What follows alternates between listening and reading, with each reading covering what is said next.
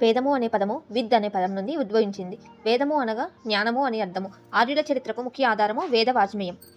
వేద సాహిత్యాన్ని 2 రకాలుగా విభజించారు. 1 శృతి సాహిత్యం, 2 స్మృతి సాహిత్యం లేదా సూత్ర వాజ్మేయం. శృతి అనగా చదవటము అని అర్థము. వేదాలు, బ్రాహ్మణాలు, అరణ్యకాలు, ఉపనిషత్తులు దీనిలో భాగమైనవి. వేదాలు 4: ఋగ్వేదం, యజుర్వేదం, సామవేదం, అథర్వణ వేదం. వీటిని చతుర్వేదాలు అని కూడా అంటారు. ఋగ్వేదంను హూత్రి, సామవేదంను ఉద్గాత్రి, యజుర్వేదంను అధ్వర్వు, అథర్వణ వేదంను బ్రాహ్మణ అనే పురోహిత వర్గాలు రచించాయి. చతుర్వేదాలలో 3 వేదాలను మాత్రమే ఆర్యుల రచనలుగా పేర్కొంటారు. ఋగ్వేదం, సామవేదం మరియు యజుర్వేదం. వీటినే త్రయి అని అంటారు. యజుర్వేదంను శుక్లకృష్ణ వేదంగా పేర్కొంటారు. వేదాలకు శృతి, అనుశ్రవం, త్రయి, సమమ్నాయం, నిగమం, ఆమ్నాయం, స్వాధ్యాయం, ఆగమం, నిగమం అని 9 పేర్లున్నాయి. శృతి అనగా గురువు ఉచ్చరించిన దాన్ని అదే విధంగా శిష్యుడు ఉచ్చరిస్తూ నేర్చుకుంటాడు. అనుశ్రవం గురువు ఉచ్చరించిన దాన్ని సరిగ్గా తిరిగి అదే విధంగా శిష్యుడు ఉచ్చరిస్తూ ఉంటాడు. త్రయి ఋగ్వేదం, యజుర్వేదం, సామవేదంను మూడింటిని కలిపి త్రయి అని అంటారు. సమమ్నాయం ఎల్లప్పుడూ అభ్యసించేది సమమ్నాయం. నిగమము భగవంతుని నిశ్వాస రూపంలో బయలుపడేదాన్ని నిగమము అని అంటారు. యాస్కుడు నిగమము అని వాటిని వ్యవహరించాడు. ఆమ్నాయము ఆవృత్తి లేదా మననం ద్వారా నేర్చుకోబడే విద్య ఆమ్నాయము. స్వాధ్యాయము అని అంటే మనల్ని మనము విశ్లేషించుకోవడము. ఆగమం భగవంతుని నిశ్వాస రూపంలో బయలుపడేదాన్ని ఆగమం అంటారు. వేదకాలంలో వ్యవసాయము, పశుగణాభివృద్ధి అధికంగా జరిగి ఆర్థిక పురోభివృద్ధి జరిగింది. అనాథపిండకుడు అనే వర్తకుడు నేల మీద పరచడానికి చాలినన్ని బంగారు నాణాలను చెల్లించి శ్రావస్తిలోని జీతవనాన్ని బుద్ధుడికి బహుకరించాడు. అక్షరజ్ఞానం సాధారణంగా అగ్రవర్ణాల వారికి పరిమితంగా ఉండేది. విద్యార్థులు గురుకులాల్లో నివసిస్తూ మాధుకర వృత్తిలో జీవిస్తూ విద్యాభ్యాసం చేసేవారు. వేదకాలంలో సంతానం లేని వితంతు చనిపోయిన భర్త సోదరుడిని వివాహం చేసుకునే నియోగ సాంప్రదాయం అమలులో ఉండేది. వేదకాలంలో ఇనుమును కృష్ణ ఆయాని, రాగి మరియు కాంసంను ఆయాని, పీడి భూములను కిల్వక్షేత్రాన్ని పిలిచేవారు. సింధు ప్రజలకు ఇనుము తెలియదు, కానీ వేదయుగం నాటి ప్రజలు ఇనుమును చాలా రకాలుగా ఉపయోగించారు. సింధు ప్రజలు అధికంగా నూలుతో చేసిన వస్త్రాలను ధరించగా, వేదయుగం నాటి ప్రజలు ఉనితో చేసిన వస్త్రాలను ధరించేవారు. చక్రముపై చేసిన హరప్పా పాత్రలు నలుపు, ఎరుపు రంగులో ఉండేవి, కానీ వేదయుగం నాటి ప్రజలు చిత్రిత బూడిద పాత్రలను ఉపయోగించారు. వేద సాహిత్యంలో వరి పంటను వ్రీహి అని పిలిచేవారు. రాజకీయ చరిత్ర గురించి ఋగ్వేదము, యజ్ఞయాగాలు మరియు వాటిలో వాడే శ్లోకాల గురించి యజుర్వేదము, సంగీతం గురించి సామవేదము, వైద్యము మరియు గోత్రాల గురించి అథర్వణ వేదము తెలియజేస్తాయి. వేదాలలో మొదటిది ఋగ్వేదం. ఇది ప్రపంచంలోనే ప్రాచీన సాహిత్యం. వశిష్ఠ మహర్షి, విశ్వామిత్రుడు, భరద్వాజ, వామదేవ, గ్రిటాస్మద, అత్రి ఈ వేద రచనలో పాల్గొన్నారు. ఋగ్వేదంలో 10 మండలాలు, 1028 శ్లోకాలు ఉన్నాయి. మొదట 1017 ఉండగా తర్వాత 11 శ్లోకాలను కలిపారు. ఋగ్వేదము క్రీస్తుపూర్వం 1500 నుంచి క్రీస్తుపూర్వం 1000 మధ్య కాలంకు చెందింది. ఋగ్వేదంలోని శ్లోకాలను రుక్కులు అంటారు. రుక్కులను పఠించేవారిని హోత్రి అంటారు. ఋగ్వేదంలో కొన్ని పదాలను అత్యధికంగా ఉపయోగించారు. వాటిలో ఓంని 108, అశ్వ 315, జన 275, గోవు 171, విష్ 171, బ్రహ్మణ 14, గణ 46, క్షత్రియ 9 సార్లు ఉపయోగించారు. ఋగ్వేదంలోని 10 మండలాల్లో 3వ మండలంలో సౌరదేవత సావిత్రిని ఉద్దేశించిన గాయత్రి మంత్రం ఉన్నది. గాయత్రి మంత్రంలో గమ్ అనే పదాన్ని ఒకసారి, సభ అనే పదాన్ని 8 సార్లు ఉపయోగించారు. ఋగ్వేదంలోని 7వ మండలంలో దశరాజ యుద్ధం గురించి, 9వ మండలంలో సోమదేవుని ప్రార్థన మరియు సోమపార్యం గురించి ఉన్నాయి. దశరాజ యుద్ధము పరుషిణి నది ఒడ్డున జరిగింది. యుద్ధంలో విజయం సాధించిన రాజు సుదాముడు. ఋగ్వేదంలోని 10వ మండలంలో విశ్వజననం వర్ణ వ్యవస్థను తెలిపే పురుష సూక్తం ఉన్నది. కుల వ్యవస్థ గురించి తెలిపే అత్యంత ప్రాచీన ఆధారమే పురుష సూక్తము. దీనిలో శూద్రుల ప్రస్తావన కూడా ఉన్నది. పురుష సూక్తం ప్రకారం బ్రహ్మభుజాల నుండి ఉద్భవించిన వారే క్షత్రియులు. ఋగ్వేదాన్ని ఇంగ్లీష్లోకి అనువదించింది మార్క్స్ ముల్లర్. ఋగ్వేదంలో హిమాలయాలు, ముజవంత్ పర్వతాలు, ఆరావళి పర్వతాల గురించి కూడా ప్రస్తావించారు. ఋగ్వేదంలో ప్రస్తావించబడిన ఏకైక ధాన్యం గోధుమ మరియు బార్లీ. దీనిని యవ అని పిలిచేవారు. ఋగ్వేద కాలంలో 4 వర్ణాలను వారి జన్మను బట్టి విభజించారు. ఋగ్వేద కాలంలో సమానత్వంతో కూడిన గిరిజన సామాజిక వ్యవస్థ కొనసాగింది. ఋగ్వేద కాలంలో పితృస్వామ్య వ్యవస్థను పాటించి వారసత్వ రాజరికాన్ని ఆచరించారు. వారసత్వ రాజరికం లేని ఋగ్వేద రాజ్యాలను గణతంత్ర రాజ్యాలు అంటారు. ఋగ్వేద కాలంలో కొన్ని కుటుంబాలు కలిసి గ్రామంగాను, కొన్ని గ్రామాలు కలిసి విష్గాను, కొన్ని విషులు కలిసి జనగాను ఏర్పడ్డాయి. కుటుంబానికి కులాప, గ్రామానికి గ్రామని, విష్కి విష్పతి, జనకి రాజన్ అధిపతులుగా ఉండేవారు. ఋగ్వేదంలో కులప అనే పదాన్ని ఒకసారి, గ్రామను 13 సార్లు, విష్ణును 71 సార్లు, గణ లేదా జనాను 275 సార్లు ప్రస్తావించారు. ఋగ్వేద కాలంలో లింగ వివక్ష లేరు, బాల్య వివాహాలకి అనుమతి లేరు, బానిస వ్యవస్థ మరియు సతీ లాంటి వ్యవస్థల గురించి ఋగ్వేదంలో ప్రస్తావించారు. ఋగ్వేద కాలంలో ప్రధాన వినోదంగా రథాల పందాలు ఉండేవి మరియు గర్భస్రావంను అతిపెద్ద నేరంగా భావించేవారు. ఋగ్వేద కాలంలో వంశంను విష్, గ్రామంను గ్రామ, దేశంను రాష్ట్రాగా పేర్కొన్నారు. ఈ కాలంలో రాజు అందించిన సేవలకు గాను చెల్లింపబడే పన్నుని బలి అంటారు. సభ, సమితి, గణ మరియు విధాత రాజుకు సలహాలు ఇచ్చే సభలుగా ఉండేవి. భూస్వాములు సభ్యులుగా సభ, సాధారణ సభగా సమితి, యుద్ధ విద్యలో నైపుణ్యం ఉన్నవారు సభ్యులుగా గణ, మహిళల కోసం కేటాయించిన సభగా విధాత పనిచేశాయి. సభ మరియు సమితిలను అక్కచెల్లెలుగా భావించేవారు. ఈ కాలంలో పశుపోషణ ఆర్థిక వ్యవస్థ కొనసాగింది. ఈ కాలంలో అతిథి ఇంటికి వచ్చినప్పుడు అతనికి చేసే మర్యాదలో భాగంగా ఆవు మాంసంను పెట్టేవారు. దీని గురించి ఆర్ఎల్ మిత్ర ఇండో ఆర్యన్స్ అనే పుస్తకంలో రాశారు. ఋగ్వేద కాలంలోని స్త్రీలకు సంపూర్ణమైన స్వేచ్ఛ స్వాతంత్రాలు ఉండేవి. చేనేత పరిశ్రమలు ఎక్కువగా స్త్రీల ఆధ్వర్యంలోనే నడిచేవి. ఋగ్వేద కాలంలో నివి, పరిధాన, వసన లేదా వస, అక్క అనే దుస్తులను ధరించేవారు. ఋగ్వేద కాలంలో వడ్రంగి పనిచేసేవారిని తక్షన్, మంగళవారిని వాస్తా లేదా మాపిత్రి, కుమ్మరివారిని కులాల, చెప్పులు కుట్టేవారిని చర్మార, బట్టలు కుట్టేవారిని వ్యాయ, అయస్లోహంతో వస్తువులు తయారు చేసేవారిని కర్మణ అని పిలిచేవారు. ఋగ్వేదంలో ప్రస్తావించబడిన కొలమానం హిరణ్యపిండ మరియు వడ్రంగి వృత్తిని గౌరవప్రదమైన వృత్తిగా భావించేవారు. ఋగ్వేద కాలంలో వ్యవసాయం కోసం బావుల త్రవ్వకము మరియు కృత్రిమ నీటి సౌకర్యాలను కల్పించుకున్నారు. నాగలి మరియు ఎరువులను వాడారు. ఋగ్వేద కాలంలో వ్యాపార వాణిజ్యం కేవలం స్థానికంగా మాత్రమే జరిగింది. వస్తు మార్పిడి పద్ధతి ద్వారా విరివిగా వ్యాపారం జరిగేది. వస్తు మార్పిడి పద్ధతిలో ఉపయోగించిన బంగారు వస్తువును సుపర్ణనిష్క, వెండి వస్తువును శతవన అని పేర్కొన్నారు. ఋగ్వేద కాలంలో అత్యంత సారవంతమైన భూమిని క్షేత్రభూమి, బీడు భూములను కిల్వ భూమి, అటవీ భూములను అప్రతిహిత, గడ్డి భూములను గోపద శూర భూమి, నివాసయోగ్యమైన భూములను వస్తుభూమి అని పిలిచేవారు. గడ్డి భూములు స్వతంత్ర భూములు. ఋగ్వేద కాలంలో పాణిజాతి వారు వర్తక వ్యాపారాలను అధికంగా నిర్వహించారు. వీరిని పశు సంపదపై వ్యాపారం చేయ దర్శులుగా భావించారు. పాణిజాతి ప్రజలు వడ్డీ వ్యాపారం కూడా సాగించేవారు కనుక వీరిని సమాజంలో నీచంగా చూసేవారని తెలుస్తోంది. ఋగ్వేద కాలంలో శతమానం కశ్యపనం అనే వెండి నాణాలు మరియు నిష్క అనే బంగారు నాణాన్ని ఉపయోగించారు. ఈ కాలంలో నాగలిని సీత అనేవారు. ఋగ్వేద కాలంలో ఇంద్ర, అగ్ని, వరుణ, త్వస్తి, మారుత్, అశ్విన్, వాయు, పుషణ్, సోమ అనే దేవతలను పూజించేవారు. పుషణ్, అదితి, అరణ్యేని, సావిత్రి అనే దేవతలను కూడా ఆరాధించేవారు. ఋగ్వేద కాలంలో ప్రార్థనలు మరియు నైవేద్యంతో దేవతలను ఆరాధించారు. వేదాలలో రెండో వేదమే యజుర్వేదం. యజ్ అనగా ఆరాధన మరియు పూజా విధానం. యజుర్వేదంలో పద్య, గద్య రూపంలో 1984 శ్లోకాలు ఉన్నాయి. ఇవి యజ్ఞయాగాది క్రతుల గురించి తెలుపుతాయి. యజుర్వేదంలో 2 భాగాలు ఉన్నాయి, శుక్ల యజుర్వేదము మరియు కృష్ణ యజుర్వేదం. శుక్లపక్ష యజుర్వేదము పద్య రూపంలో రాయబడింది. దీనిని వాజస్నేయ సంహిత అని, కృష్ణపక్ష యజుర్వేదాన్ని తైత్తిరీయ సంహిత అని అంటారు. యజుర్వేదంను పఠించే వారిని అథర్వాని అంటారు. అథర్వ అనగా బలి ఇచ్చేవారు అని అర్థము. వైశంపాయనుడు యజుర్వేదంను సంకలనం చేశారు. వడ్డీ వ్యాపారం గురించి ప్రస్తావించిన తొలి గ్రంథం యజుర్వేదం. వేదాలలో 3వ వేదము సామవేదం. సామము అనగా మధురం. చరిత్రకారులకు ఉపయోగపడని వేదంగా దీనిని భావిస్తారు. దీన్ని సంకలనం చేసింది జమిని. దీనిలో 75 శ్లోకాలు మినహా మిగిలినవి ఋగ్వేదంలోనివి. ఋగ్వేద శ్లోకాలను రాగయుక్తంగా శ్రావ్యంగా ఆలపించడం గురించి ఇందులో ప్రధానంగా చర్చించారు. సామవేదము భారతీయ సంగీతానికి ప్రాచీన ఆధారము. ప్రపంచంలోనే ప్రాచీన సంగీత గ్రంథము జంత్ అవస్థ. సామవేదం పఠించే వారిని ఉద్గాత్రి అని పిలుస్తారు. శివుని డమరుక నుంచి ఉద్భవించిన వేదంగా సామవేదాన్ని చెప్తారు. వేదాలలో 4వది అథర్వణ వేదం. ఇందులో 711 శ్లోకాలు మరియు 20 మండలాలు ఉన్నాయి. అథర్వణ వేదంకు బ్రహ్మవేదం అని పేరు ఉంది. దీనిని పఠించే వారిని బ్రాహ్మణ అని పిలుస్తారు. ఆర్థిక సంపన్నత వృద్ధిని తెలియజేయే ప్రార్థనను కలిగి ఉన్న గ్రంథమే అథర్వణ వేదం. అథర్వణ వేదము భారతీయ వైద్యానికి మూలాధారమైనది మరియు ప్రాచీన వైద్యశాస్త్ర గ్రంథంగా గుర్తింపబడింది. దీనిలో యోగ మంత్ర తంత్రాలతో ఇంద్రజాలిక శక్తులతో కూడిన వైద్య విధానం ఉంది. అథర్వణ వేదాన్ని సంకలనం చేసింది సుమంతుడు. యుద్ధము అనేది వ్యక్తుల ఆలోచనలతో ప్రారంభమవుతుందని ప్రకటించింది. గోత్రం యొక్క ప్రస్తావన కూడా ఇందులో కలదు. సభా సమితిలు ప్రజాపతి యొక్క కవలలు అయిన ఆడపిల్లలుగా వర్ణించింది. శృతి సాహిత్యంలోని బ్రాహ్మణాలు యజ్ఞయాగాదులలో వాడే మంత్రాల వివరణను, యజ్ఞయాగాది కృత విజ్ఞానాన్ని, కర్మ మార్గాన్ని, వేదాల్లోని శ్లోకాలను ప్రామాణిక పద్ధతిలో వివరిస్తాయి. బ్రాహ్మణాలలో భారతీయ గణిత శాస్త్రము, ఖగోళ శాస్త్రంకు సంబంధించిన మూలాలు ఉన్నాయి. బ్రాహ్మణాలు మొత్తం 7. ఆంధ్ర శాతవాహనుల గురించి తెలియచేయు ఐతరేయ బ్రాహ్మణము, కౌశితకి లేదా సాంఖ్యాన బ్రాహ్మణం, అశ్వలాయన బ్రాహ్మణం, గాళవ బ్రాహ్మణం, పైంగి బ్రాహ్మణం, తైమినీయ బ్రాహ్మణం, గోపద బ్రాహ్మణం. ఇవి 4 వేదాలకు అనుబంధంగా ఉండి యజ్ఞయాగాల గురించి తెలియచేస్తాయి. శతపథ బ్రాహ్మణం రాజసూయ, వాజపేయ యజ్ఞాల గురించి, వ్యవసాయంలో నాగలి దున్నకం, పంట పండించడం, కోయటం వంటి దశలను వివరిస్తుంది. బ్రాహ్మణాలలో ఆచార వ్యవహారాలు అనే దృక్కోణాన్ని విస్తారంగా చర్చించారు. ప్రతి వేదము దానికి సంబంధించిన బ్రాహ్మణాలను కలిగి ఉంటుంది.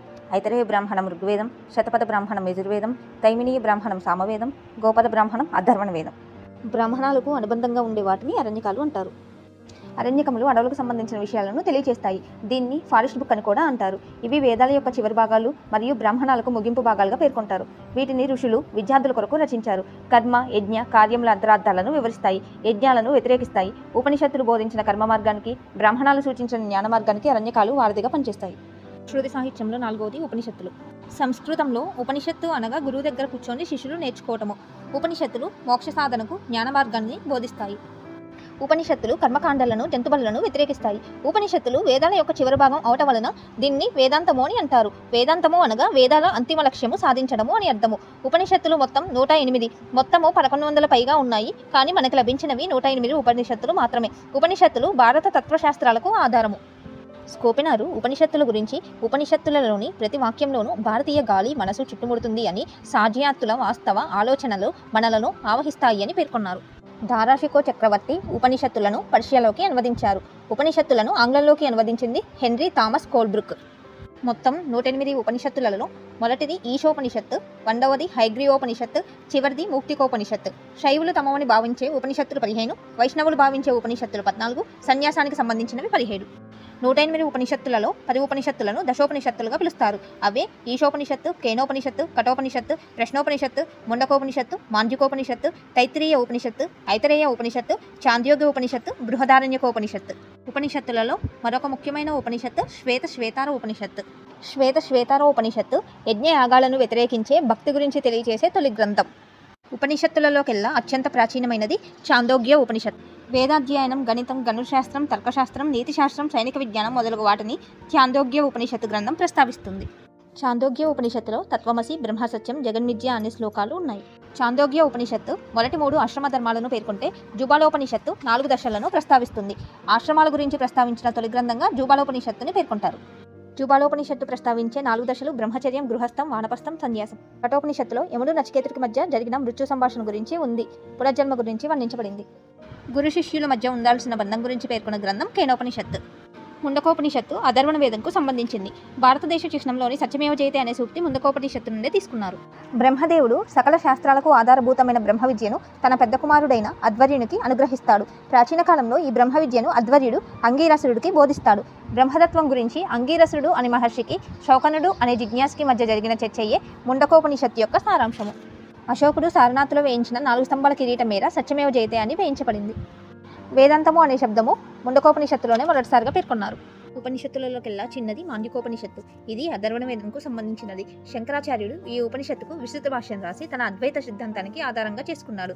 4 మహాకావ్యాలలో ఒకటైన అయమాత్మ బ్రహ్మ అనేది ఈ ఉపనిషత్తులోనే ఉంది. మాండ్యుకోపనిషత్తు సర్వం తానై ఓంకారపు విశిష్టతను వివరిస్తుంది. శంకరాచార్యుల గురువైన గౌడపాదులు మాండ్యుకోపనిషత్తుకు వ్యాఖ్యానం రాశారు.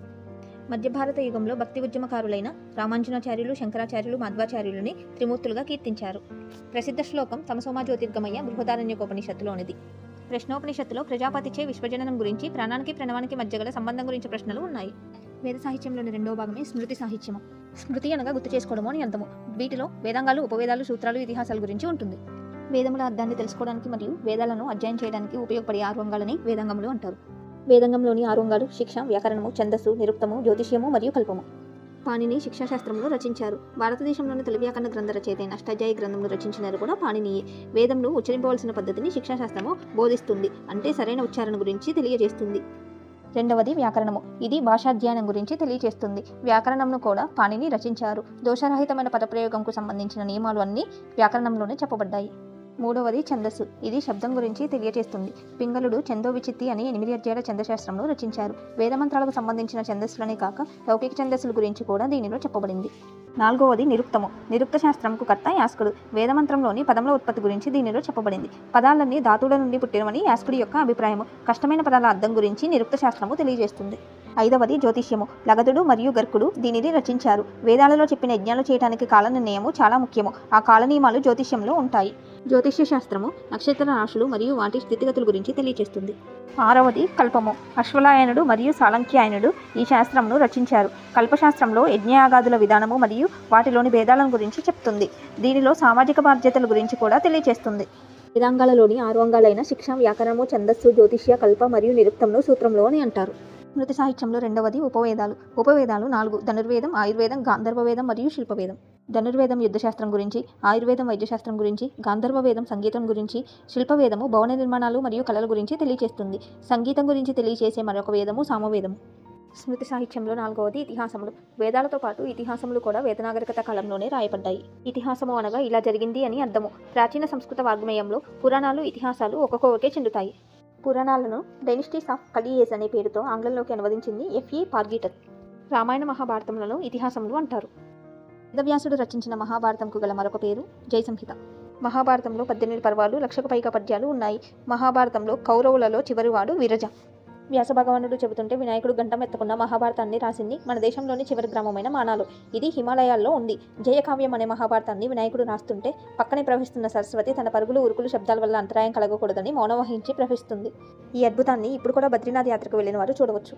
మహాభారతము ధర్మము, అధర్మంతో పాటు రాజనీతి గురించి తెలుపుతుంది. సత్యమే విజయం సాధిస్తుందని కూడా మహాభారతము తెలుపుతుంది. ప్రపంచంలోని అతిపెద్ద పద్యకావ్యంలో మహాభారతము ప్రసిద్ధి. మహాభారతము పంచమ వేదంగా పరిగణించబడే భారత ఇతిహాసము. సంస్కృతంలో ఉన్న ఈ మహాకావ్యాన్ని కవిత్రయంగా పేరు పొందిన నన్నయ్య, తిక్కన, ఎర్రనలు తెలుగులోకి అనువదించారు. మహాభారతాన్ని చెరుకు గడతో పోల్చారు. పర్వము అంటే చెరకు కనుపు అని అర్థము. 18 కనుపులు, పర్వములు కలిగిన పెద్ద చెరకు గడియే మహాభారతము. మహాభారత పర్వాలు 18, కురుక్షేత్ర యుద్ధం జరిగిన రోజులు 18, భగవద్గీతను శ్రీకృష్ణుడు అర్జునికి బోధించిన రోజులు 18. భారతీయ వాగ్మయంలో రామాయణము ఆదికవ్యంగాను, దానిని సంస్కృతంలో రచించిన వాల్మీకి మహర్షి ఆదికవిగాను ప్రసిద్ధి చెందారు. వాల్మీకి మహర్షి అసలు పేరు రత్నాకర్. రత్నాకర్ దొంగతనాలు చేస్తూ పక్షులను చంపి తన జీవితాన్ని సాగించేవారు. అలా ఉండగా ఒకరోజు అడవుల్లో నడుస్తూ ఉన్న సాధువుల దగ్గరికి వెళ్ళి వారిని కొట్టి వారి దగ్గర పుస్తకాలను దొంగిలిస్తారు. ఆ సాధువులలో ఒక స్వామీజీ, నువ్వు ఇలా పాపసమును తీసుకెళ్లి నీ కుటుంబాన్ని కుటుంబానికి ఇవ్వడం వల్ల ఆ పాపంలో నీ కుటుంబం కూడా భాగం పంచుకుంటుందా అని అడుగుతారు. రత్నాకర్ ఖచ్చితంగా పంచుకుంటుంది అని చెప్తారు. బట్ ఆ స్వామీజీ ఇంటికెళ్ళి నీ కుటుంబాన్ని అడిగి చెప్పు అంటారు. రత్నాకరు ఇంటికెళ్ళి కుటుంబాన్ని అడగ్గా వారి కుటుంబాన్ని పోషించడము నీ బాధ్యత, కానీ నీ పాపంలో మాకు ఎలాంటి భాగము పంచుకోము అని చెప్తారు. రత్నాకర్కి జ్ఞానోదయం అయ్యి స్వామీజీ కాళ్ళ మీద పడతాడు. అప్పుడు ఆ స్వామీజీ నువ్వు ఒక అద్భుతమైన మహాకావ్యానికి శ్రీకారం చేస్తావు, దానికోసమే తపస్సు చేయమనగా రత్నాకర్ ఘోరమైన తపస్సు చేస్తారు. తపస్సు చేస్తూ ఉండగా ఒక పుట్ట ఆటను చుట్టూ పెరిగి ఆ పుట్టలో నుండి అంటే వాల్మీకం నుండి బయటకు వచ్చిన వ్యక్తిగా వాల్మీకి అని పేరు వచ్చింది. భగవంతుడు ప్రసాదించిన జ్ఞానంతో రామాయణంని రాస్తారు వాల్మీకి మహర్షి. వాల్మీకి మహర్షి సంస్కృతంలో రాసిన రామాయణాన్ని తర్వాత అనేక భాషలలో అనువదించారు. తమిళంలో కంబన్ రాసిన రామాయణము కంబరామాయణంగా పేరు పొందింది. బెంగాలీలో కృతివ్యాసుడు, తెలుగులో గోనబుద్ధారెడ్డి రాసిన రంగనాథ రామాయణం, కన్నడలో పంప రాసిన రామాయణం పంపరామాయణంగా పేరొందింది. హిందీలో తులసీదాస్ రామాయణము రామచరితమానస్. తులసీదాసు మొదటి చక్రవర్తి అయిన అక్బర్ ఆస్థానంలోని కవి. తులసీదాసు హనుమాన్ చాలీసాను రామచరితమానస్లోనే రాశారు. రామాయణంలో మొత్తం కాండాలు 7. మొదటి కాండము బాలకాండము మరియు చివరి కాండము ఉత్తరాకాండము. మొత్తం శ్లోకాలు 24,000. రామాయణంలో రాముడు సీత ఆదర్శ దంపతులుగా, రామలక్ష్మణ భరతులు సోదర బంధాలకు తగ్గట్లుగా, రాముడు గొప్ప చక్రవర్తిగా, హనుమంతుడు గొప్ప భక్తుడిగా కీర్తింపబడతారు. శ్రీరాముడి వంశము ఇక్ష్వాక కాబట్టి రాముడిని ఇక్ష్వాక తిలక అని కీర్తిస్తారు. వీరి యొక్క కులగురువు వశిష్ఠ మహర్షి. ప్రతి వ్యక్తి ఉత్తమమైన లేదా ధన్యమైన జీవితాన్ని పొందాలంటే ప్రతి మనిషి కొన్ని సూత్రాలను పాటించాలని తెలిపేదే దర్శనాలు అంటారు. యోగ, సాంఖ్య, పూర్వమీమాంస, ఉత్తరమీమాంస, న్యాయ, వైశేషిక ఈ 6 విధానాలను షడ్దర్శనాలు అంటారు. యోగను పతంజలి స్థాపిస్తే వ్యాసుడు అభివృద్ధిపరిచారు. సాంఖ్యను కపిల స్థాపిస్తే ఈశ్వర్ అభివృద్ధిపరిచారు. పూర్వమీమాంసను జమిని స్థాపిస్తే సంభాకమి అభివృద్ధిపరిచారు. ఉత్తరమీమాంసను బాదరాయణుడు స్థాపిస్తే శంకరాచార్యుడు అభివృద్ధిపరిచారు. న్యాయను అక్షపద గౌతమి స్థాపించగా వాత్సాయన అభివృద్ధిపరిచారు. వైశేషికను ఉలుగకనాథ స్థాపించగా ప్రశిష్టత అభివృద్ధిపరిచారు. జ్ఞాన గురించి శతపథ బ్రాహ్మణం పేర్కొంటుంది. తొలివేద కాలంలో సప్తసింధు ప్రాంతం వరకు విస్తరించి ఉన్న ఆర్యుడు మధ్యవేద కాలంలో తూర్పు గంగా మైదానానికి విస్తరించి ఒక రాజుకు బదులుగా 16 మంది రాజులు పాలించారు. ఆ రాజులు తమ తమ రాజ్యాలు మరియు ఆధిపత్యాల కోసమే యజ్ఞాలు చేసేవారు. రాజసూయ యాగము, అశ్వమేధ యాగము, వాజపేయ యాగము అని 3 రకాల యజ్ఞాలు చేసేవారు. ప్రాచీన భారతదేశపు రాజులు తమ సార్వభౌమత్వాన్ని ప్రకటించుకోవడానికి మరియు రాజు నుంచి చక్రవర్తిగా మారే క్రమంలో రాజసూయ యాగాన్ని నిర్వహిస్తారు. రాజసూయ యాగంలో నరబలిని ఇవ్వాలి. భారతదేశంలో మాధవ వర్మ అనే విష్ణుకుండీనుల రాజు రంగారెడ్డి జిల్లా కీసరగుట్ట దగ్గర నరమేధ యాగం చేసినట్టు చెప్తారు. రాజసూయ యాగం చేసిన రాజుకు ఇచ్చే బిరుదు విరాట్. సరిహద్దుల వద్ద శత్రువులను భయపెట్టడం కొరకు వాజపేయ యాగాన్ని చేస్తారు. ఒక రాజు తన బలాన్ని ప్రదర్శించడం కొరకు మరియు రాజు తన స్వీయ ప్రజల మీద ఆధిపత్యం ప్రదర్శించడం కొరకు ఈ యాగాన్ని చేస్తారు. వాజపేయ యాగం చేసిన రాజుకి ఇచ్చే బిరుదు విరాట్. వేదకాలం నాటి అశ్వమేధ యాగాన్ని కేవలం రాజవంశానికి చెందిన వారు మాత్రమే చేయాలి. ఈ యాగం యొక్క ఉద్దేశము ఇరుగు పొరుగు దేశాల రాజ్యులపై ఆధిపత్యాన్ని తెలపడము మరియు తమ రాజ్యం యొక్క గొప్పదనాన్ని చాటుకోవడము. అశ్వమేధ యాగంలో దృఢంగా ఉండే 24 నుండి 100 సంవత్సరాల మధ్య వయసు గల మేలుజాతి గుర్రాన్ని మాత్రమే వాడతారు. అశ్వమేధ యాగంలోని అశ్వాన్ని వదలగా ఆ అశ్వము ఎంత దూరం ప్రయాణిస్తే అంతవరకు ఉన్న రాజ్యము రాజు ఆధీనంలోకి వస్తుంది. మధ్యలో అశ్వాన్ని ఎవరైనా అడ్డగిస్తే అశ్వమేధ యాగం చేసిన రాజు వారిపై యుద్ధాన్ని ప్రకటిస్తారు. భారతదేశంలో అశ్వమేధ యాగం చేసిన చక్రవర్తులు సముద్రుడు, పుష్యమిత్ర శృంగుడు, శాతవాహన చక్రవర్తి, 1వ శాతకర్ణి మరియు గౌతమిపుత్ర శాతకర్ణి. అశ్వమేధ యాగం చేస్తుండగా అడ్డుకున్న చక్రవర్తులలో కళింగ చక్రవర్తి అయిన కారావీరుడు 1వ శాతకర్ణిని అడ్డుకున్నారు మరియు ఇండోగ్రీక్ చక్రవర్తి అయిన వినాకరు విశ్వామిత్ర శృంగుడిని అడ్డుకున్నారు. అశ్వమేధ యాగం చేసిన చక్రవర్తికి ఇచ్చే బిరుదు స్వరాజ్. వీళ్ళ కాలంలోని మధ్యవేద కాలంలో ఆశ్రమ పద్ధతి అమల్లోకి వచ్చింది. ఈ ఆశ్రమ ధర్మాల గురించి చెప్పిన వేదము యజుర్వేదము మరియు ఉపనిషత్తు జాబల ఉపనిషత్తు. మానవ జీవితంలో 100 సంవత్సరాలుగా లెక్కించి అందులో మొదటి 25 సంవత్సరాలు బ్రహ్మచర్యము, 25 నుంచి 50 సంవత్సరాలు గృహస్థు మరియు 50 నుంచి 75 సంవత్సరాలు వానప్రస్థము, 75 నుంచి చనిపోయే వరకు ఉన్న కాలాన్ని సన్యాసంగా భావించారు. బ్రహ్మచర్యంలో పుట్టినప్పటి నుంచి 5వ సంవత్సరం వరకు ఇంటి దగ్గర ఉన్న వారిని 5వ సంవత్సరం తర్వాత ఉపనయనం చేయించి ఆశ్రమాలకు పంపిస్తారు. ఆశ్రమంలోని గురువు ఉపవేదాలైన ధనుర్వేదము, ఆయుర్వేదము, గాంధర్వవేదము మరియు శిల్పవేదమును 25 సంవత్సరాల వరకు శిక్షణ ఇస్తారు. ఉపనయనం అయిన వారు ఆశ్రమాలకు వెళ్ళిన తర్వాత వారి ఇంట్రెస్ట్ని బట్టి ఉపవేదాలలోని ఏదైనా ఒక దానిపై శిక్షణను తీసుకుంటారు. శిక్షణ పొందిన వారు 25వ సంవత్సరంలో ఇంటికొచ్చి వివాహం చేసుకుని గృహస్థ జీవితాన్ని 50 సంవత్సరం వరకు గడుపుతారు. 50వ సంవత్సరంలో అడవులకు వెళ్ళి 75వ సంవత్సరం వరకు ఒంటరి జీవితాన్ని గడుపుతారు. 75వ సంవత్సరంలో ఇంటికొచ్చి తమ వంశాన్ని చూసుకొని హిమాలయాలకు వెళ్ళి సన్యాస జీవితాన్ని కొనసాగిస్తారు. వేదాలలోని ఇతర గ్రంథాలు భగవద్గీత, భాగవతము, విష్ణు సహస్రనామ స్తోత్రము, త్రిమతాలు, లలితా సహస్రనామ స్తోత్రము, శక్తిపీఠాలు, శివ సహస్రనామ స్తోత్రము, త్రిమూర్తులు, తిరుమల తిరుపతి, పండగలు మరియు పుణ్యక్షేత్రాలు. భగవంతుని లీలల గురించి తెలియజేసేదే భాగవతము. భాగవతానికి గల పేర్లు మహాభాగవతము, భాగవత పురాణము మరియు శ్రీమద్ భాగవతము. భాగవతంలోని భాగాలను స్కందాలు అని అంటారు. భాగవతంలోని స్కందముల సంఖ్య 12. రామాయణంలోని భాగాలను కాండాలు మరియు మహాభారతంలోని భాగాలను పర్వాలు అంటారు. భాగవతాన్ని వేదవ్యాసుడు రచించారు. భాగవతము సంభాషణ రూపంలో రచించబడింది. భాగవతాన్ని తెలుగులోకి అనువదించింది పోతన. 15వ శతాబ్దంలో బొమ్మెర పోతన భాగవతాన్ని తెలుగులో శ్రీమద్ ఆంధ్ర భాగవతం అనే పేరున రచించారు. ప్రధానంగా విష్ణువు, శ్రీకృష్ణుడు గురించి భాగవత గ్రంథంలో చెప్పబడింది. వైష్ణవులకు ఇది పరమ పవిత్ర గ్రంథం. కర్తవ్య బోధన గురించి తెలియజేసే దానినే భగవద్గీత అని అంటారు. భగవద్గీతను గీతోపనిషత్తు అని కూడా పిలుస్తారు. మహాభారతంలోని భీష్మ పర్వంలో 25వ అధ్యాయం నుండి 42వ అధ్యాయం వరకు ఉన్న దానిని భగవద్గీత అని అంటారు. భగవద్గీతలో 18 అధ్యాయాలు మరియు 700 శ్లోకాలు ఉంటాయి. మహాభారత యుద్ధంలో శ్రీకృష్ణుడు అర్జునుడికి భగవద్గీతను బోధిస్తారు. భగవద్గీత ఉపనిషత్తుల సారము. భగవద్గీతను సంస్కృతం నుండి ఆంగ్లంలోకి అనువదించింది చార్లెస్ వికెన్స్ మరియు భగవద్గీతను పర్షియన్ భాషలోకి అనువదించింది దారా షికో.